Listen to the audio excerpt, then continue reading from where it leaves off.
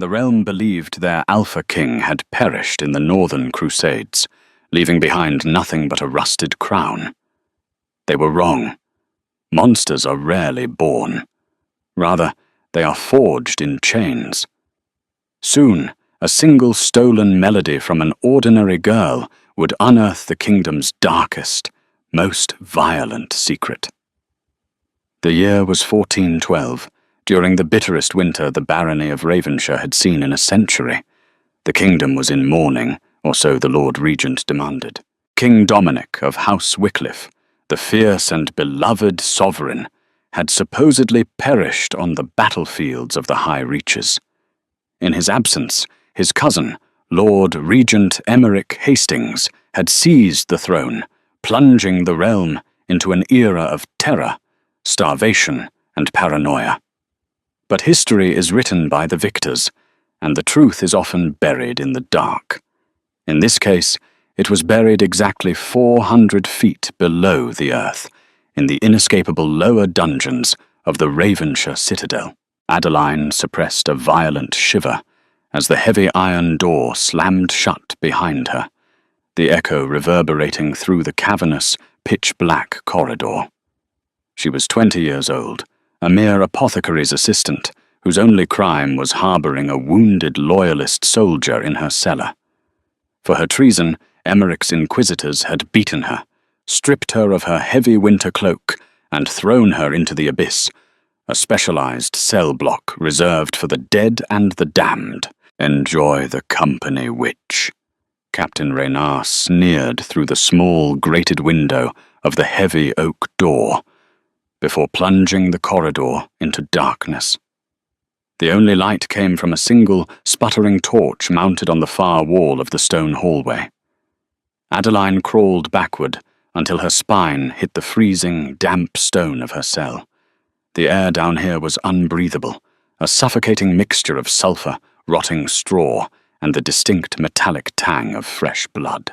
She pulled her bruised knees to her chest, trying to preserve whatever body heat she had left. Then she heard it. It started as a low, guttural vibration that seemed to shake the very foundation of the citadel. It wasn't human. It was the sound of a nightmare drawing breath. Adeline froze, her breath hitching in her throat. Slowly, her eyes adjusted to the gloom. Across the narrow corridor, directly opposite her cell, was another enclosure. Unlike hers, which had iron bars, this cell was reinforced with massive, spell-forged steel beams, thick as tree trunks. From the shadows of that cell, two colossal amber eyes opened. They glowed with an unnatural, predatory luminescence. A monstrous snarl ripped through the silence, followed by the deafening crash of heavy chains. The creature hurled itself at the bars. Adeline screamed, scrambling backward as massive clawed paws the size of bucklers swiped through the gaps in the steel.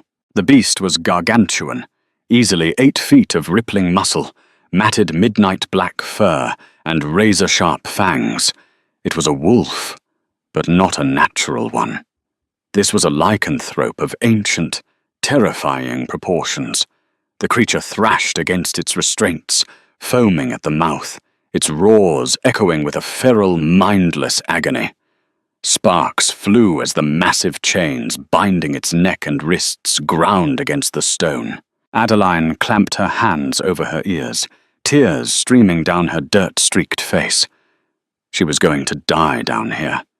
If the cold didn't take her, the sheer terror of this monster would.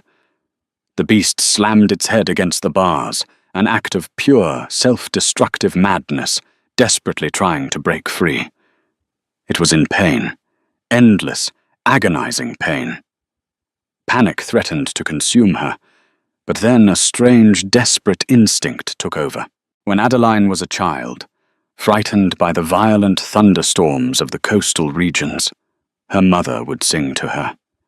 It was an old, forgotten tune, a lullaby supposedly passed down from the ancient queens of the realm. Without thinking, Adeline closed her eyes, swayed slightly against the freezing wall, and opened her trembling mouth. Her voice started as a fragile, broken whisper. "Sleep now. The crimson sun goes down. The silver moon claims the crown. Rest your claws.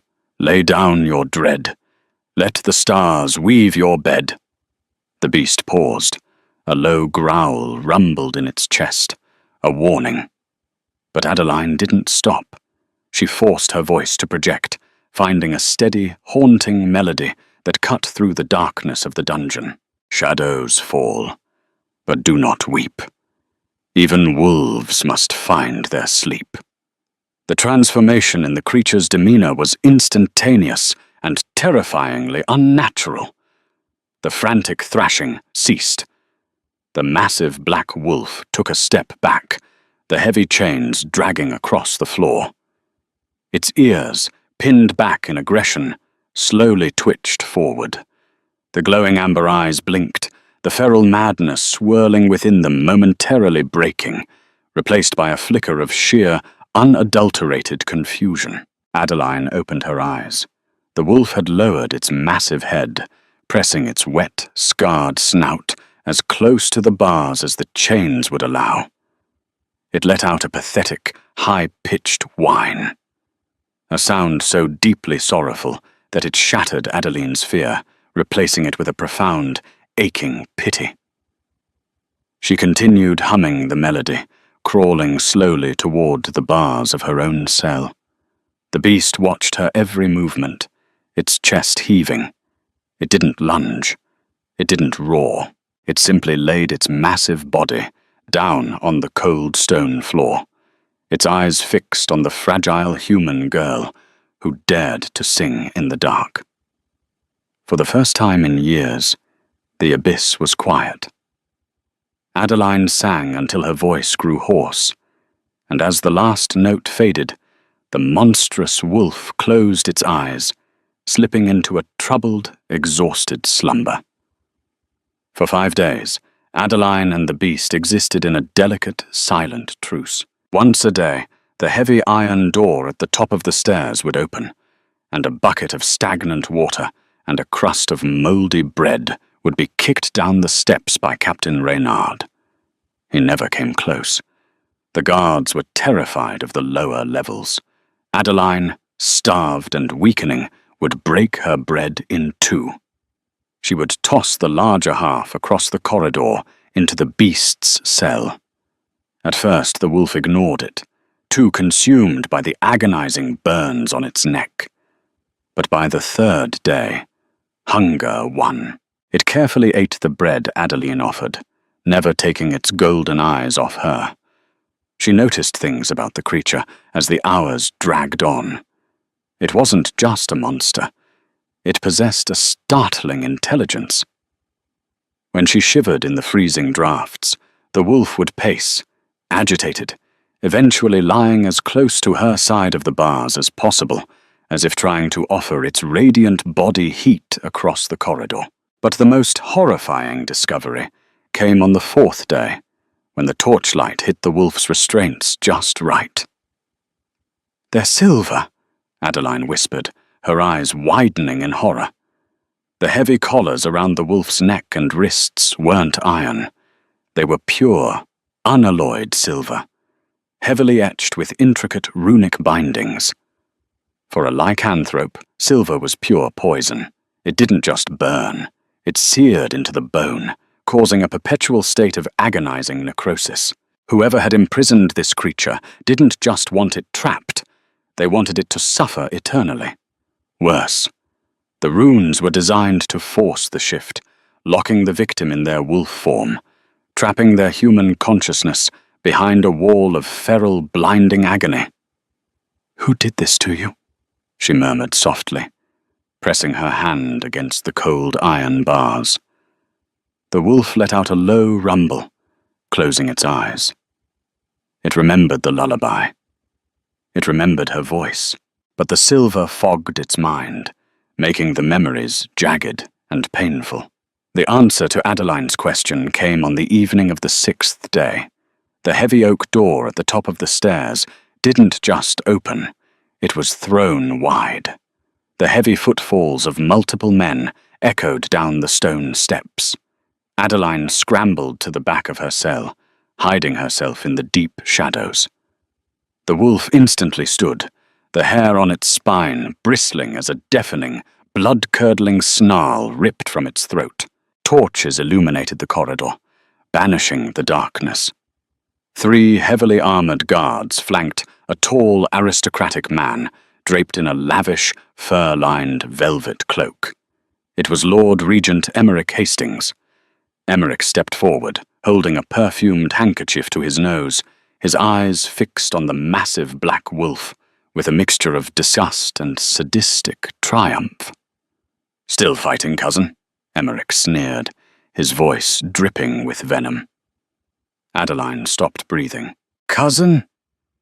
The wolf threw itself at the bars, the silver chains pulling taut with a sickening crack. The beast roared, snapping its jaws inches from Emeric's face, trying to tear the regent apart. Emeric flinched but held his ground, a wicked smile spreading across his pale face. "Look at you," Emeric mocked, pacing in front of the cell.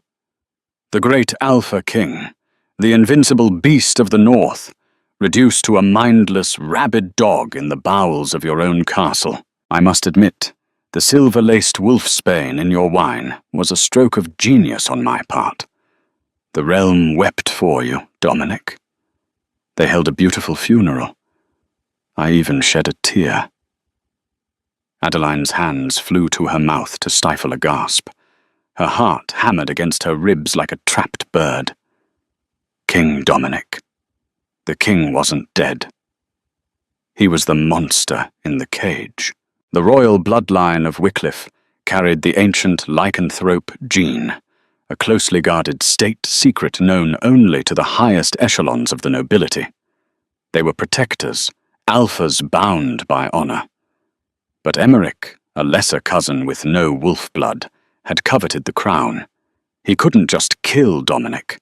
An alpha king was nearly immortal, so he trapped him in his beast form with silver, locking away the man and leaving only the monster to rot in the dark. "The northern lords are rebelling," Emeric continued, casually inspecting his manicured nails. "They suspect foul play. I came down here to see if perhaps you had finally died of the silver poisoning, so I could present your corpse and claim you were killed by wild beasts. But you are stubborn, just like your mother." At the mention of his mother, the wolf's roar turned into a tortured howl. "Starve him," Emeric ordered the guards, turning on his heel. "No more water. Let the silver finish the job. If he isn't dead in a week, I'll come down here and slit his throat myself." The men turned and marched back up the stairs. The heavy iron door slammed shut. The locks engaged. Silence fell over the dungeon once more, save for the ragged, agonizing breathing of the true king. Adeline remained frozen in the shadows for a long time. Her mind raced. The man she had mourned, the king who had brought prosperity to the realm before Emeric's tyranny, was lying 10 feet away from her, chained like a rabid animal. She looked at the wolf. Dominic had collapsed onto his side, the burst of adrenaline fading, leaving only the excruciating pain of the silver eating into his flesh. His golden eyes found hers in the dark. There was no feral rage in them now. There was only despair. He was giving up. "No," Adeline whispered. She crawled forward, gripping the iron bars of her cell. "No, you don't get to die. Not down here." She inspected her own cell door. The guards had been careless. Captain Reynard, terrified of the beast, hadn't engaged the heavy deadbolt on her door properly. He had only slid the outer latch. Adeline was small, her wrists painfully thin from starvation. She reached her arm through the bars, scraping her skin raw against the rusted iron, her fingers straining toward the latch. It was agonizing. Her shoulder popped, a sharp spike of pain shooting down her spine, but she gritted her teeth. Just a little more. Her fingertips brushed the cold metal of the latch, With a desperate flick of her wrist, she pushed it upward. Clack! The door swung outward with a painful creak. Adeline stepped out into the corridor. She was completely defenseless. She was locked in the abyss with a giant, feral lycanthrope who had been driven mad by torture. But as she stepped in front of his cell, the wolf didn't growl. It watched her, a silent plea in its glowing amber eyes. "I know who you are," she whispered, tears welling in her eyes as she sank to her knees in front of his massive cage. "I know you are the king." The wolf whined, pressing its giant head against the steel bars. Adeline reached her hand through the gaps in the steel. Her small, trembling fingers brushed against the coarse, matted black fur of his cheek. The beast let out a long, shuddering exhale, leaning into her touch. "I'm going to get you out of those chains, Your Grace," Adeline swore, her voice steadying with a newfound, reckless resolve. She looked at the heavy, glowing silver collar locked tightly around his throat. To touch it meant severe burns for a human, but it was the only way to find the locking mechanism. "Even if it burns me to the bone." Historians would later search the archives of the realm, trying to piece together the exact events of that night. Some private journals from the era compared Adeline's subterranean nightmare to the real-life imprisonment of noblewomen like Eleanor Cobham, who was locked away in a damp, freezing castle for treason, stripped of all dignity, and left to rot.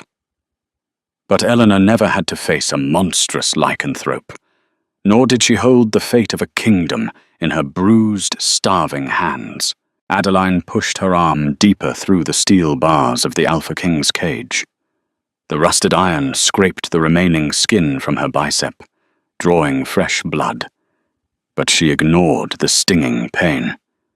Her focus was entirely on the massive, glowing silver collar locked tightly around the wolf's throat. As her fingertips brushed the etched metal, a searing, blinding heat shot up her arm. She gasped, biting her lower lip so hard it bled. The silver wasn't just metal. It was infused with dark, alchemical sorcery, designed to boil lichen blood. To a human, it was like touching the surface of a blazing furnace. The great black wolf let out a muffled whimper.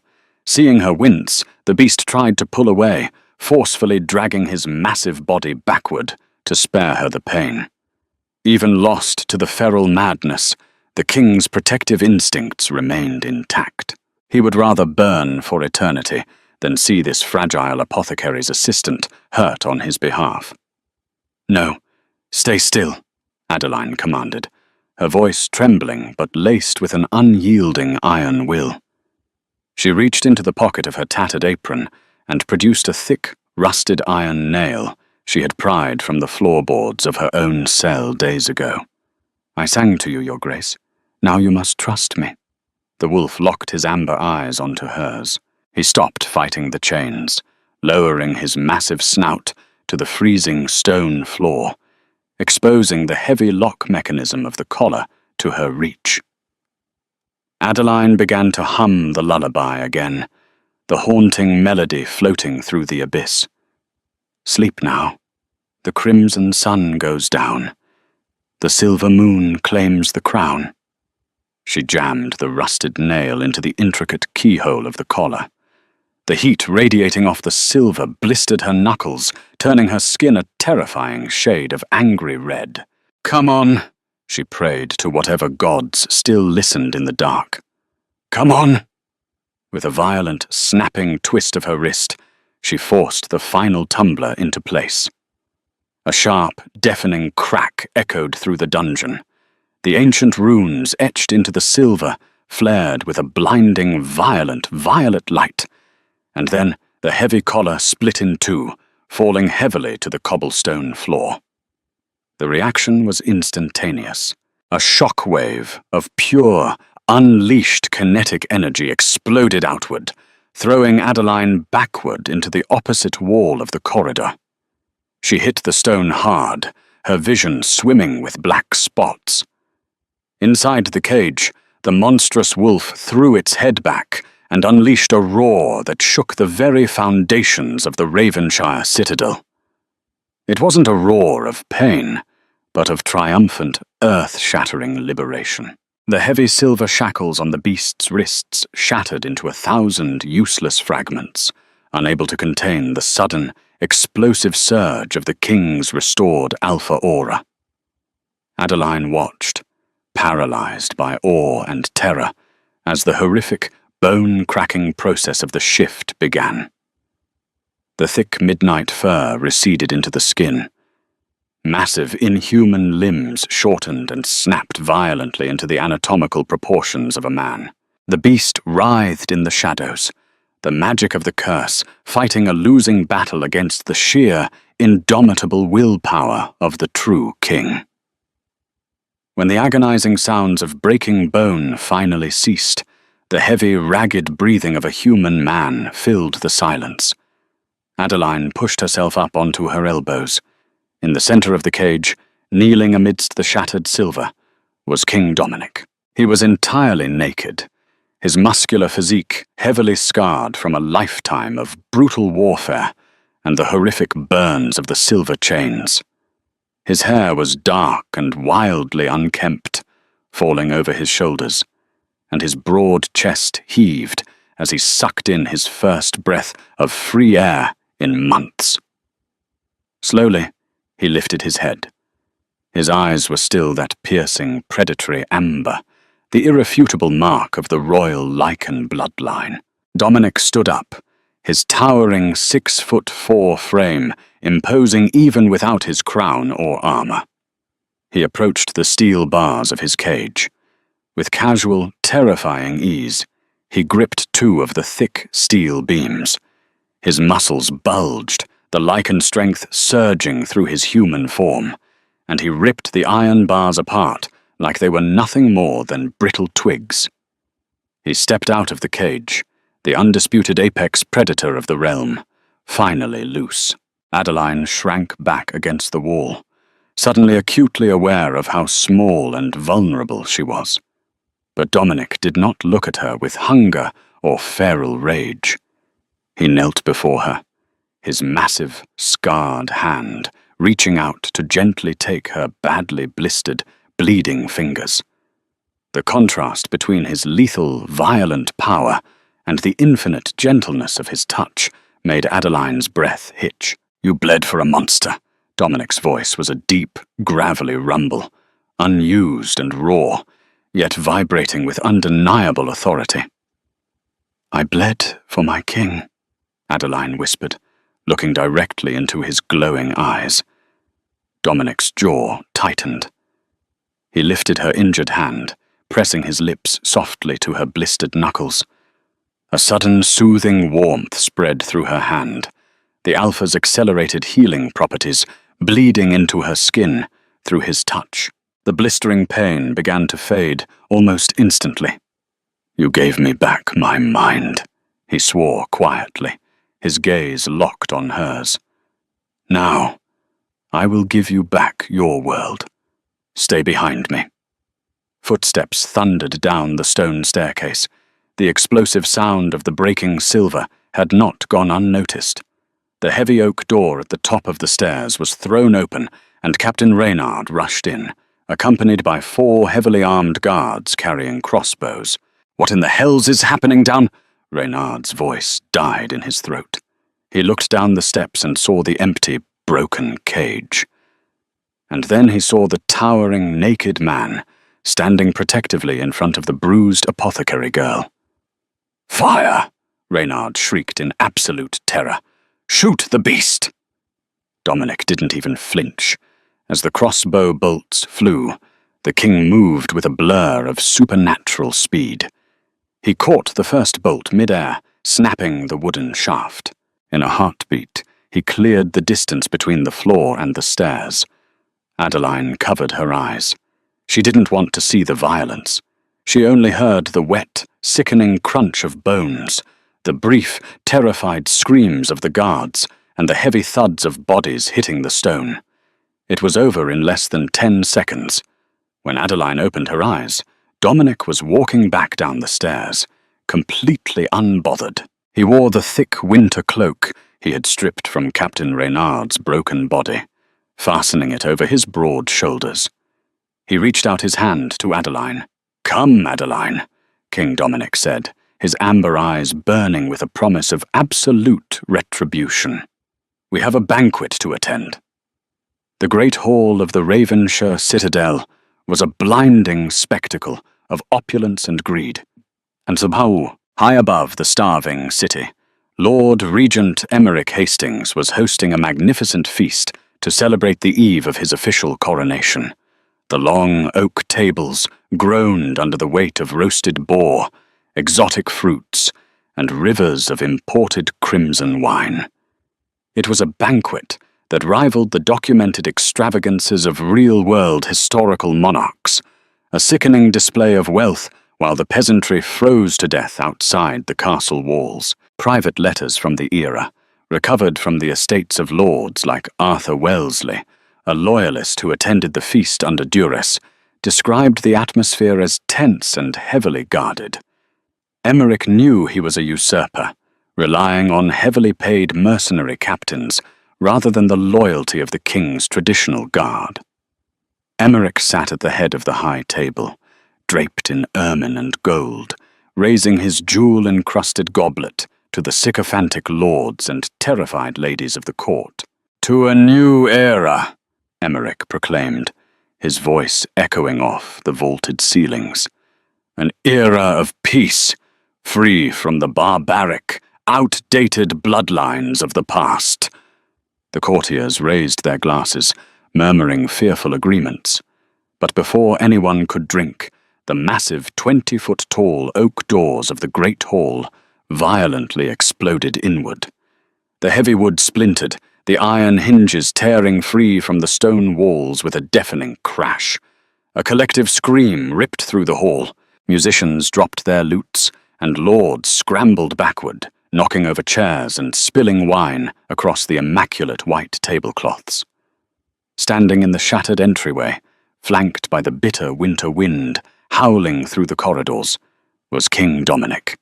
He was dressed only in the blood-spattered cloak of the dungeon captain, his scarred chest exposed, his dark hair wild. Standing slightly behind him, cloaked in a velvet guard's mantle he had draped over her shivering frame, was Adeline. Complete, suffocating silence fell over the great hall. Emeric dropped his golden goblet. It clattered against the stone floor, a hollow sound that seemed to echo for an eternity. The Lord Regent's face drained of all colour, turning the shade of spoiled milk. He looked like a man staring at a ghost, because in his mind he was. "Dominic!" Lord Arthur Wellesley gasped from the middle of the room, dropping to his knees instantly. "By the gods, the king is alive!" "Treason!" Emeric shrieked, his voice cracking with hysteria. He pointed a trembling, ring-covered finger at the doorway. "That is an impostor! A demon taking the king's shape! Guards! Mercenaries! Kill him!" A dozen heavily armoured mercenaries drew their longswords and charged down the centre aisle, their boots thundering against the stone. Dominic didn't draw a weapon. He didn't need one. He stepped forward, putting himself between the charging men and Adeline. As the first mercenary swung his blade, Dominic's eyes flared a brilliant, blinding amber. A low, guttural growl ripped from Dominic's chest, a sound that vibrated through the floorboards and rattled the stained glass windows of the hall. It wasn't just a sound. It was the physical manifestation of the Alpha Command. A primal, magical shockwave that demanded absolute, terrifying submission. The charging mercenaries froze mid-stride. The sheer, suffocating weight of the king's predatory aura slammed into them. Weapons fell from their numb, trembling fingers, clattering uselessly to the floor. Unable to withstand the dominant pressure of the Lycan King, the mercenaries collapsed to their knees, bowing their heads in primal terror. Dominic walked slowly up the center aisle, his bare feet making no sound on the stone. The courtiers parted like the Red Sea, pressing themselves against the walls, weeping and dropping to their knees in reverence and fear. Emmerich scrambled backward, drawing a silver dagger from his belt. "Stay back! You're a monster! You're a rabid beast!" Dominic reached the high table. He didn't rush. He simply reached out, his massive hand wrapping around Emmerich's throat. He lifted the usurper off the floor with one arm, choking off Emmerich's desperate screams. "I am the beast," Dominic rumbled quietly, leaning in so only Emmerich could hear the promise of death in his voice. "And you forgot to lock the cage." With a sickening twist, Dominic shattered Emmerich's wrist, sending the silver dagger clattering away. He didn't kill him. Death was too quick a mercy for what Emmerich had done. "Throw him in the abyss," Dominic commanded, tossing Emmerich like a broken doll to the floor at the feet of the loyalist guards who were now rushing into the hall. "Bind him in the same silver he used on me. Let him see how long his sanity lasts in the dark." Guards immediately seized the screaming, begging Lord Regent, dragging him out of the great hall toward the very hell he had created. The king turned to face his court. He looked at the terrified, awe-struck faces of the nobility. Then he looked past all of them, his harsh features softening entirely as his eyes found the bruised, exhausted apothecary girl standing by the ruined doors. Dominic walked back down the aisle. The entire court held its breath as the terrifying, invincible Alpha King dropped to one knee before Adeline. "I have reclaimed my throne," Dominic said, his voice carrying clearly through the silent hall. "But a king is nothing without the one who anchored his soul to the light." He reached out, gently taking Adeline's scarred hands in his. "You did not run from the monster in the dark. You sang to him. You bled for him. Will you stay by his side in the light?" Adeline looked at the man who had been a myth, a monster, and a captive. She saw the absolute devotion in his glowing amber eyes. A slow, radiant smile broke across her tired face. "I will sing for you, my king," she whispered softly. "Always." The realm of Ravenshire never forgot the reign of King Dominic and Queen Adeline. The history books recorded them as the fiercest monarchs to ever rule, a legendary union of primal power and unbreakable human compassion. And deep beneath the castle, the abyss remained empty forevermore, a silent testament to the girl whose lullaby conquered the dark. What did you think of Adeline's incredible bravery and the Alpha King's triumphant return? True love and unrelenting courage can break even the darkest, most agonizing curses. If this thrilling tale of royal betrayal, monstrous secrets, and heart-stopping romance kept you on the edge of your seat, don't let the story end here. Hit that like button, share this video with your fellow fantasy lovers, and subscribe to our channel for more epic, real-life, inspired dramatic stories every single week.